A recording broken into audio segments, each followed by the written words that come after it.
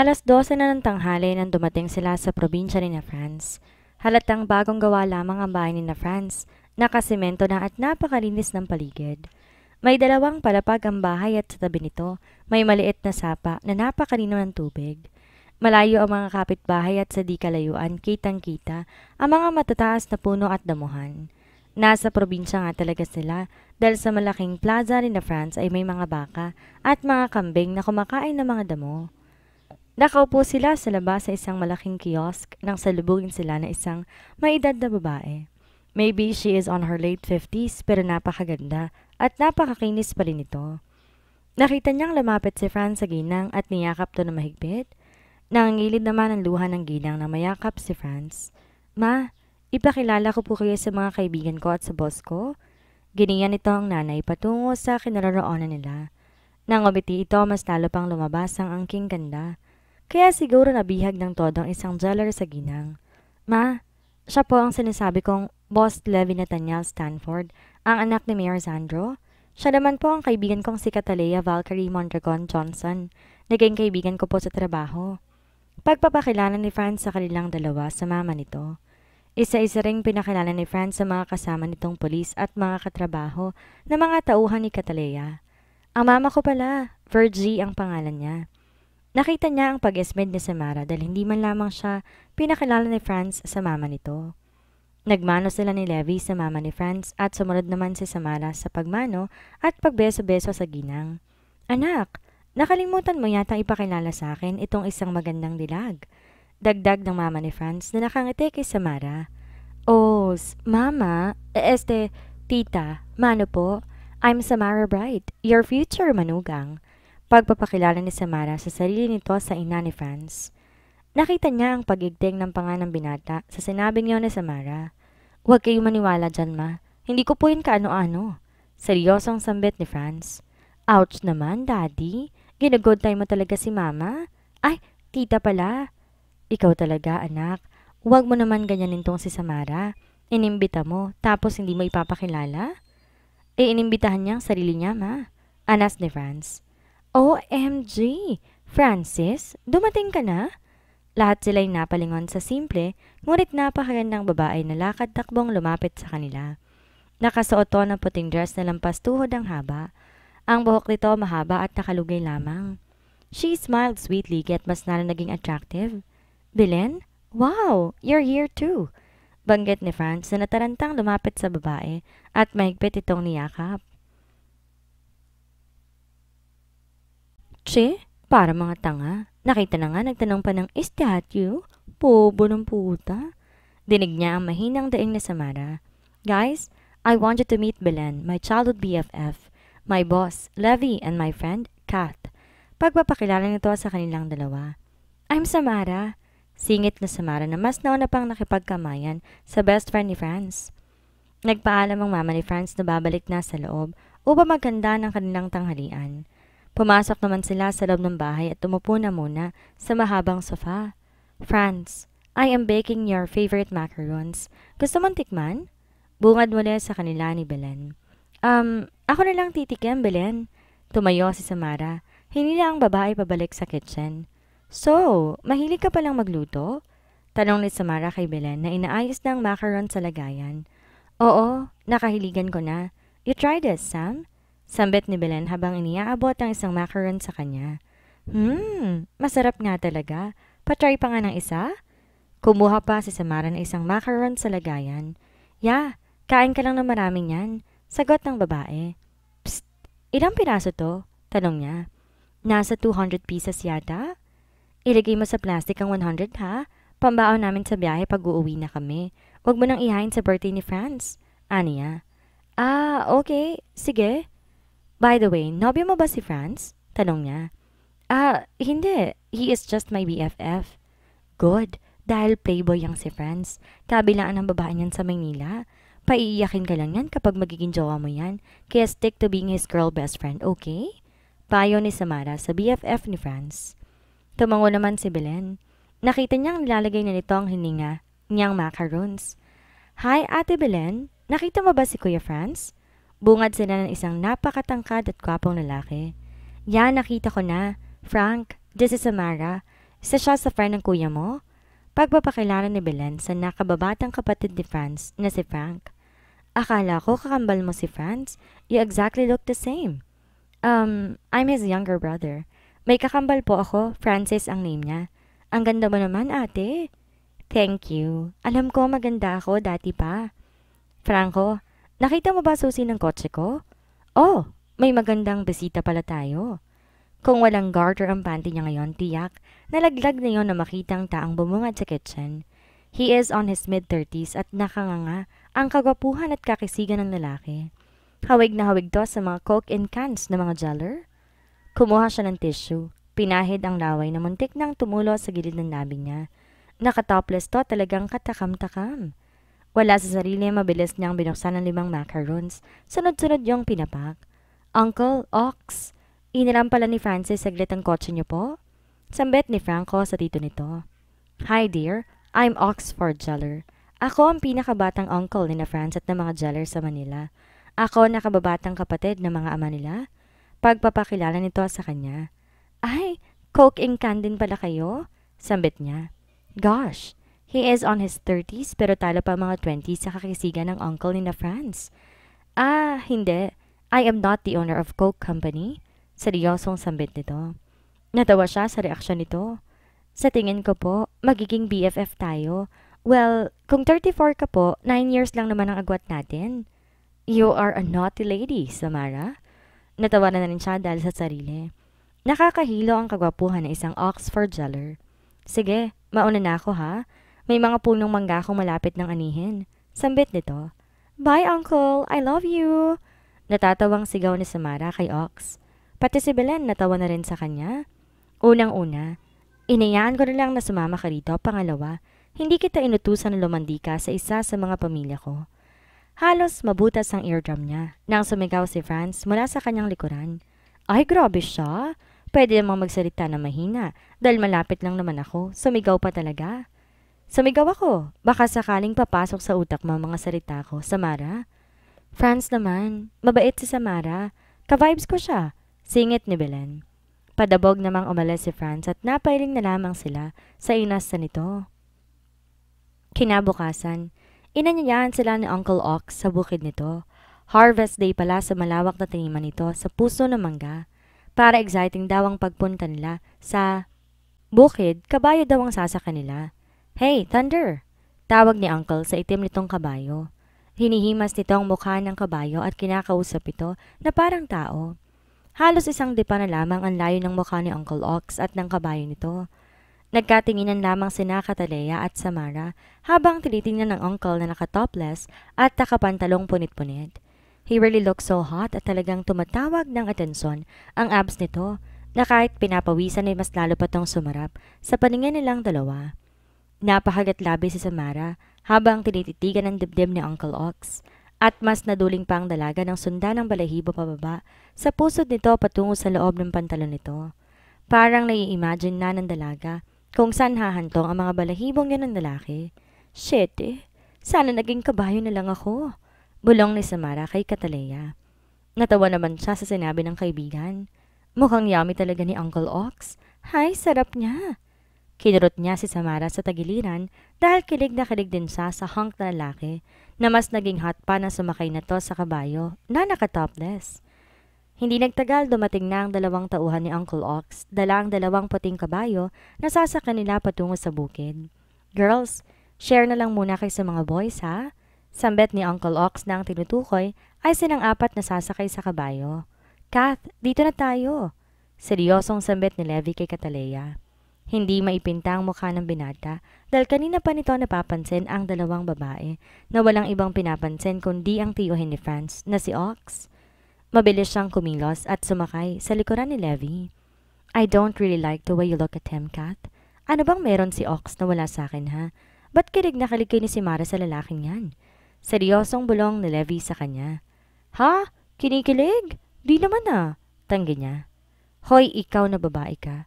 Tutunganga ka na lang ba dyan? Sigaw ni Franz kay Samara na tila na estatwa habang nakatitig pa rin sa hubad na katawan ni Ox. Ay, nandyan ka pala. Sorry, akala ko kahoy. Sagot ni Samara kay Franz. Nakasimangot lamang ang binata kay Samara. Uncle Ox, pwedeng dyan na lang ko sasakay sa'yo. Ang laki kasi ng ano mo ng kabayo mo. At saka itong si Franz sa tingin ko hindi marunong mga bayo to eh. Pagdadahilan ni Samara. Ah, sige, come here. Tawag ni Ox dito. Wag na uncle, dito na lang yan siya sa akin. Halika na nga, nagmamadali si uncle, arte-arte mo. Walang nagawa si Samara, kundi sumakay sa kabayo ni Franz. Ayaw mo akong hawakan. Tanong ng lalaki sa dalaga dahil nasa magkabilang bewang ang mga kamay nito, imbes yumakap sa binata. Abay malay ko kung may skin disease ka, baka mahawa pa ako sa'yo, no? Ani Samara kay Franz. Panindigan mo yan ha? Dinig niyang sigaw ni Franz kay Samara at bigla na lang tumakbo ng pagkabilis-bilis ang kabayong sinasakyan ng dalawa. Malayo na ang dalawa ngunit dinig pa rin nila ang sigaw at pagmumura ni Samara. Nauna na rin si Uncle Ox at sila nakasunod sa likuran nito. Ang sarap ng buhay dito, no? Sana ganito na lang tayo palagi, di ba baby? Malambing na sambet ni Levi sa dalaga. Yeah. Actually, someday I want to live in a place like this. Peaceful, walang polusyon. I want to be alone with nature. Aniya sa asawa. Pareho pala tayo.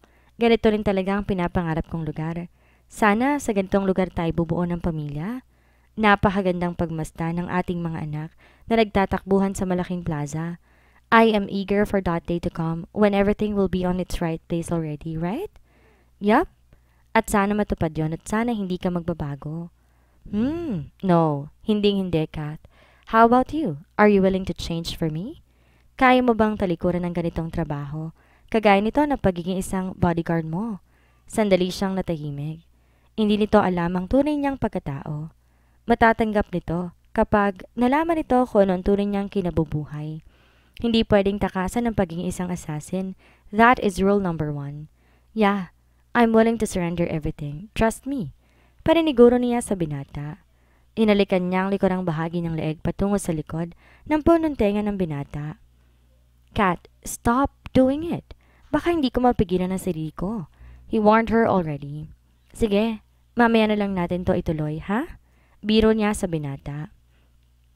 Napahawak ng lupain ni Ox Jeller. Napakalawak. Abalang-abala na rin ng mga tauhan nito na nag-harvest ng mangga. Silang apat umupo na muna sa isang upuan at mesa na gawa sa kawayan. Sa likod nila ay may isang simpleng kubo na gawa rin sa kawayan. Napakaaliwalas ng paligid. Isang perpektong larawan ng tunay na buhay sa probinsya. Kung gusto niyang maligo, may maliit na sapa dyan sa dulo. Sambit ni Ox sa kanilang apat. Ay, maliligo ako. Tumayo si Samara at nagpaalam sa kanilang tatlo. Seriously? At kapag nabasa ka, huwag mong sasabing pati ako, babasain mo rin. Reklamo ni Franz. E di join ka na lang sa akin para fair. Arte naman. Halatang di ka araw-araw naliligo. Sigaw ni Samara sa binata. Hi, merienda muna kayo. Nakangiting sambit ni Belen. May dala itong tray na puno ng nilagang mais na umuusok pa. Ay teka, kakain muna pala ako. Biglang bumalik si Samara nang makita nito ang umuusok at mabangong nilagang mais na nilapag ni Belen sa mesang kawayan. Umupo ang babae sa tabi ni Franz at nagkatuwaan ang dalawa. Belen, kaninong mais to? Tanong ni Catalea sa babae. Ah, mais ni Uncle Ox yan, sagot ng dalaga. Kaya pala malalaki at mahahaba ang mga mais. Wika ni Catalea na kinatuwa naman ni Samara nang marinig ang sinabi niya. And so, anong kinalaman ng mga is na yan kay Ox? Madilim ang mukhang tanong ni Levi. Ganito yan, baby. Boss. Ang bunga kasi ng mais nakadepende sa kung sino man nagtanim. Kapag malaki at matangkad na nagtanim, malalaki rin at mahahaba ang mais. Pero kapag maliit lang din. Paliwanag niya. Kaya ikaw, Daddy Franz, huwag na huwag kang magtatanim ng mais, ha? Malakas sa sambit ni Samara. Natigilan naman sa pagnguya si Franz nang marinig ang sinabi ng dalaga. Gets na niya kaagad kung anong gusto nitong itumbok. Ikaw, boss, magtanim ka ha, para bebenta ang maisan mo. Sambit niya kay Levi at napangisi ito sa narinig. Samara, mahilig rin namang magtanim si Franz. Singit ni Belen. Anong klaseng tanim? Let me guess ha, mani? Kamyas? Alam ko na, siling na buyo? Biglang tumayo si Franz at sa inis at galit kay Samara, binuhat ito ang babae patungo sa sapa na tinuro sa kanila ni Uncle Ox kanina. Levi, ano ba? Ang kulit mo, nandito nga si Samara eh. Mahina niyang sambit sa asawa mula sa kabilang linya. Kanina pa siya nito kinukulit na lumabas sa kwarto nila ni Sam. I want you, baby. Ang lamig-lamig. Can't you feel it? Malambing nitong wika. Iba ka nga magising si Sammy. Sagot niya. Lalabas ka ba o ako ang papasok dyan? Banta nito. Lintik talaga. Sandali nga lang. Wala siyang nagawa kundi ang tumayo. Lumabas sa kwarto upang tagpuin to sa labas. Pagbukas pa lamang niya ng pinto ng kwarto, sinlubong na siya ng halik ni Levi. Damn, his body is really hot. Parang sasabog na ang katawan nito sa sobrang init. Teka, makikita tayo rito? Saad niya sa asawa. Hinila siya nito patungo sa kabilang kwarto. Di na nag-aksaya pa ng oras ang binata at mabilis tong nagkubad at sinunod naman ito ang suot niya. Bigla nitong sinunggaban ang kanyang magkabilang dibdib at marahas ang ginawa nitong pagsipsip. Malakas siyang umungol sa ginagawa ni Levi. Para tong mabangis na hayop na gutom, sabik na sabik sa pagkain nakahain sa harapan nito. Lumuhod ang binata habang siya'y nakasandal sa dingding ng kwarto. Nilagay nito ang isa niyang binte sa balikat nito, sinamba ang kanyang pagkababae. Uhaw na uhaw ang kanyang asawa. Ang dila nito kinakalikot ang kanyang pagkababae at isang daliri pinasok sa loob ng butas niya. Shit, baby! Ungol niya. Dahan-dahan sila naglakad patungo sa kama at mabilis tong pumaibabaw sa kanya. Ready, baby? Tanong nito sa kanya. Nagsimulang umulos ang binata. Wala talaga itong kontrol. Parating sagat at pati buto niya trip yatang baliin sa laki at haba nito. Shit, ang kama! Kapwa sila napasigaw nang biglang nag-split ang apat na paa ng kama. Nataranta silang magbihis at mabilis tumakbo patungo sa kwarto nila ni Samara. Boss, okay ka lang? Nasaktan ka ba? Dinig niyang tanong ni Franz mula sa kabilang kwarto. Natapik niya ang sariling noo dahil ang ingay pala nila ni Levi kanina. Nakalimutan niya di naman pala soundproof ang kwarto ni na Franz. Hinanap niya si Samara dahil kanina tulog na tulog ito, pero ngayon wala na rin to. Tangina naman, Kat. Hini-hini naman kapag nagsasabong kay ni Levi. Pinapainggit mo ko eh. Mabuti sana kung may kayakap ako'y wala naman. Natawa siya sa itsura nito na lumabas mula sa malaki at lumang ataol ni na Franz. Para tong patay na bungang umuli dahil puno ng bulak ang tenga nito. Sa halip sagutin to, tumawa na lamang siya dahil sa itsura ni Samara. May puting brief kasi na sumabit sa ulo nito galing sa lumang ataol. Kay Franz pa ang kwartong to? Lintik na lalaki. Pati lumang brief tinatago pa. Kapag ako ang napangasawa na lintik na supladong pulis na yon, hindi niya na kailangan bumili ng brief dahil araw-gabi tatanggalin ko lang din naman. Sambit nito at muling tumabes sa kanya at muling nakatulog. Bukas na pala ang kaarawan ni Franz. Bilib rin siya sa close family ties na mag-iina. Sa panahon ngayon, bihira na lang ang ganitong mga pagdiriwang kasama ng pamilya. Mabuti pa sina Franz at ang mga kakambal nito, malapit sa isa't isa kahit wala ng ama. Sila ng Kuya Josh niya. Parang lumaki silang walang gabay ng isang ama dahil busy to palagi sa negosyo. Puro pagpapayaman ang iniisip ng daddy niya at minsan nga lang sila kung magsama. Hopefully, magbabago rin ng daddy niya soon, lalo na't kung magkakapo na ito. From Tanya and Josh Klein. Swerte nga talaga ang mapapangasawa ni Franz Jeller dahil marunong tong magpahalaga ng pamilya. Pero swerte rin naman siya kay Levi na hindi niya lubos sa kalain na magiging secret husband niya. Gwapo at makising na. Marunong pang magpaligaya sa kama. Hoy babae, itulog mo na lang yung iniisip mo. Nababaliw ka na ba? Nagulat siya dahil nakatingin pala si Samara sa kanya. Aakala niya natutulog na ito. Ikaw ang baliw, sagot niya rito. Matulog ka na maaga, Jai, para bukas. Dilat na dilat yung mga mata mo dahil ang daming handanin na Franz. Bulong ito sa kanya. Pwede ba, Samara? Magpa-cater ka na lang sa mga kuya mo. KJ mo naman, sagot nito. Minsan talaga masarap batukan ng kaibigan niya na ubod ng kuripot kahit na napakayaman. Kahit na ang kuya nitong si Renz Bright laging ina-award si Samara. Ang Kuya King naman ito hindi na lamang pinapansin si Samara dahil ayaw na raw itong dagdagan pa ang stress sa buhay nito. Maaga silang nagising na Samara dahil sa ingay ng mga kinakatay na hayop sa likod ng bahay ni na Franz. Sinilip nila ang kwarto ni na Franz at Levi ngunit tulog pa ang dalawa. Bumaba sila at tumiretso sa kusina, nagtimpla ng kape. Lumabas sila ng bahay. Dumiretso sa kiosk na yari sa kawayan at dun muna nagmuni-muni habang humihigop ng mainit na kape. Shite, ang init! Dinig niyang sambit ni Samara. Oo, ang init nga ng kape. Sagot niya rito ngunit hindi pa naman pala nito hinihigop ang kape. Gaga, hindi ang kape. Si Uncle Ox, oh. Inuso nito ang nakatopless na lalaki. Halos pumutok ang muscles nito habang inaangat ang sibat. Sinisibak ang malalaking kahoy. Ay, oo nga no. Ang sarap ng kape. Nakakabusog ang pandesal. Ani ang humigop ng kape at nakatingin sa abs ni Uncle Ox. Busog na busog ako. Bagay na bagay talaga ang pandesal sa mainit na kape. Nakangising sambit ni Samara. Sana pala, naging kahoy na lang ako para akong sisibakin ni Uncle. Kumukurap-kurap pa ang mga matang sambit ni Samara. Ang sarap ng pandesal. Pag sinuswerte nga naman, oh. Jackpot talagang umagang to. Dagdag pa nito. Napakatahimik lamang nila habang pinagmamasdan si Ox. Sam, nilolok ata ng pantalon niyang sweet corn nga, no? Natatawa pa niyang sambit. Lintik ka, huwag mo ngang pagnanasaan. Saway sa kanya ni Samara. Ikaw naman, share your blessings din. Hello, Uncle. May kahoy pa, oh. Tapusin mo na. Hinampas niya ang braso ni Samara dahil napalakas ang boses nito.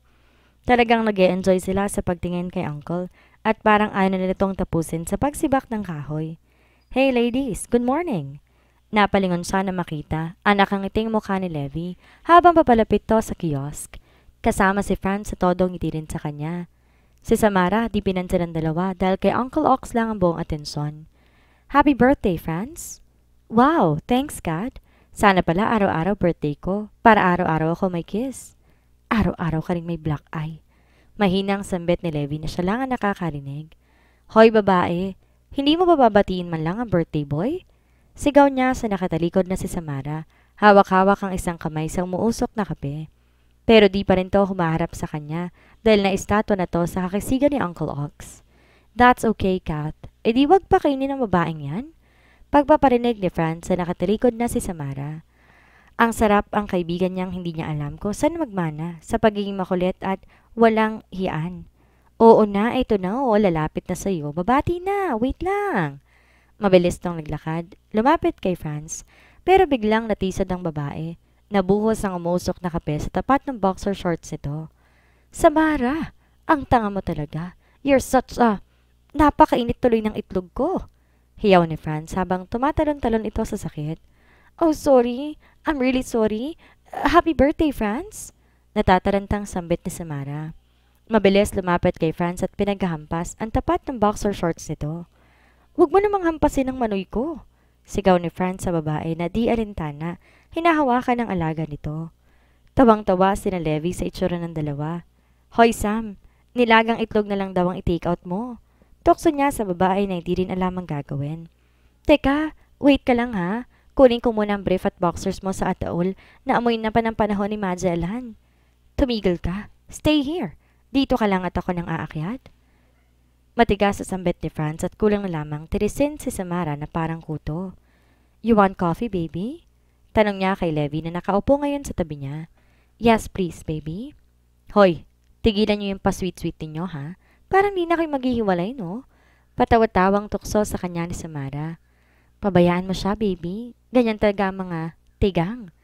Hinawakan niya ang tiyan ni Levi at mabilis tong niyakap. Uncle Ox, gusto mo ba ng kape o ako? Tanong ni Samara kay Uncle Ox na ngayon naglalakad na papalapit sa kanila. Sure, Samara? Sagot ni Ox sabay upo. Halika na, Kat. Pagsilbihan na muna natin sila. Hinila siya ni Samara pabalik sa loob at tumiretso na sila sa kitchen. Hello, Sam and Kath. Bati sa kanila ni Belen na nagsasaing. Tumango at ngumiti sila Belen. Maganda at mabait to kahit magkakasundo silang tatlo. Kat, ang gwapo talaga ni Sir Levi Nathaniel. Sambit ng babae na biglang kinabago ng mood niya. Tiningnan niya si Samara na pangiti-ngiti habang nagtitimpla ng kape. Ay oo, sobra. Sagot niya. Alam mo kahapon, maraming kinikilig kay Sir Levi. Tanda mo sa anihan ng mangga? Dagdag pa ni Belen. Gwapo nga. Pero atin lang to ha. Bakla kasi si boss. Aamagin at anay ng mga babaeng nagpapapansin sa kanya. Eh dead ma. Walay. Dahil sparring partner ang hanap niya. Imbento niya. Ha? Sayang naman ang gwapo pa naman niya. Nakaka-discourage naman. Mahina nitong sambit. Hey, bakit ang tagal ninyo? Bungad ni Levi sa kitchen. Bigla silang natahimik na makita ang lalaking pinag-uusapan nila. Ah, wala boss. Sabi kasi ni Belen, pista raw bukas. May mga amateur singing contest sa sentro. Marami ring mga gwapo doon, mga fafa. Sagot niya sa binata. Nakita niya ang pagkunot ng noo ni Levi dahil sa sinabi niya. Sasama ka ba, Levi? Tanong ni Samara. Aba, oo naman. Seryosong sambit ni Levi. Tingnan mo, Belen. Pag maraming gwapo, sasama talaga siya, di ba? Wika niya sa babae. Oo nga eh, confirmed. Anito. So, sabihin mo sa mga dalaga, maghanap na lang ng ibang crush? Seryoso niyang sambit. Hinila niya na ang braso ni Samara para sundin na si Levi sa labas. Psst, Belen, huwag mong kakalimutan yung iniwan kong 10 sandbag sa'yo ha, punuin mo. Habol na pagpapaalala ni Samara kay Belen. Napailing na lamang siya dahil di talaga nakakalimot si Samara pagdating sa pa-take out. Pati kaya si Uncle Ox, isako mo na rin. Pahabol na sigaw ni Samara kay Belen, natawang-tawa sa narinig.